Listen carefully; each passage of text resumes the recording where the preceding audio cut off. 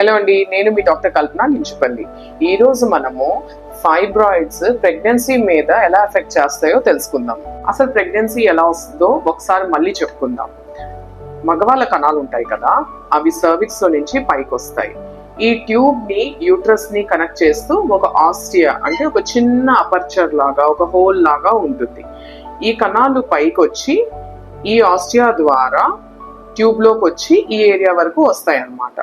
తర్వాత ఆడవాళ్ళ అండాలు ఉంటాయి కదా, ఇక్కడ నుంచి ఉండి ఈ ఫింబ్రియా అంటే ట్యూబ్ యొక్క చివరి భాగం దాన్ని తీసుకొని ఇందులోనికి వచ్చిన తర్వాత ట్యూబ్ లో రెండు ఫర్టిలైజ్ అవుతాయి.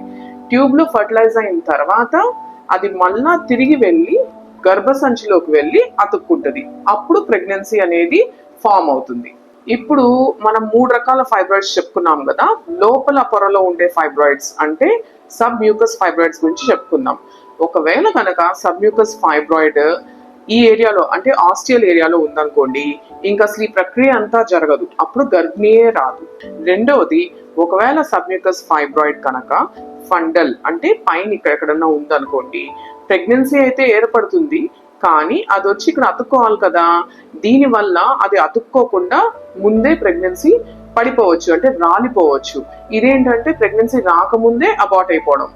కొంతమందికి ఈ లోపలుండే ఫైబ్రాయిడ్స్ కొంత పెద్దగా ఉంటాయి. వాళ్ళకి ముందు ప్రెగ్నెన్సీ అయితే వస్తుంది కానీ 6వ నెలలో 7వ నెలలో ఈ ఫైబ్రాయిడ్ అనేది పుష్ చేసి వాళ్ళకి ప్రీటర్మ్ డెలివరీ అంటే నెలలు నిండక ముందే బేబీని పుష్ చేసి ముందుగా పుట్టే అవకాశం ఉంటుంది బిడ్డ. అదే కనుక సర్వైకల్ ఫైబ్రాయిడ్ ఉందనుకోండి, అంటే ఈ సర్విక్స్ ఏరియాలో అసలు కొంతమందికి ప్రెగ్నెన్సీయే రాకపోవచ్చు. ఒకవేళ ప్రెగ్నెన్సీ వచ్చినా కూడా అంటే స్పేస్ కొద్దిగా ఉండి ఈ సెమెన్ అనేది అసెండ్ అయిపోయి నార్మల్ గా ప్రెగ్నెన్సీ వచ్చినా కాన్పు సమయంలో ఇబ్బంది కలగచ్చు. అలాంటి వాళ్ళకి తప్పకుండా సిజేరియన్ సెక్షనే చేయాలి. రేపు మనము ఈ మధ్యలో ఉన్న ఫైబ్రాయిడ్స్, బయట ఉన్న ఫైబ్రాయిడ్స్ యొక్క ప్రెగ్నెన్సీ మీద ఎఫెక్ట్ గురించి తెలుసుకుందాం. అంతవరకు please follow my page on Facebook, Instagram and YouTube. Thank you.